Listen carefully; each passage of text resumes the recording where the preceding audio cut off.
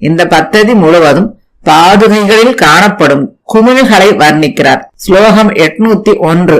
உதக்ர யந்திரிகாம் வந்தே பாதுகாம் யந்தி வேசானாத் உபரியபி பதம் விஷ்ணு பிரத்யாதிஷ்ட பிரசாதனம். பொருள்: மேலே நீட்டியபடி உள்ள குமிழை கொண்ட ஸ்ரீரங்கநாதனின் பாதுகையை நான் வணங்குகிறேன். இப்படியாக குமிழை தனது மேற்பக்கத்தில் வைத்துள்ளதால் ஸ்ரீரங்கநாதனின் திருவடிகள் மேற்பக்கத்தில் தங்களுக்கு ஆபரணம் வேறு வேண்டாம் என்று தள்ளியபடி உள்ளன. ஸ்லோகம் 802.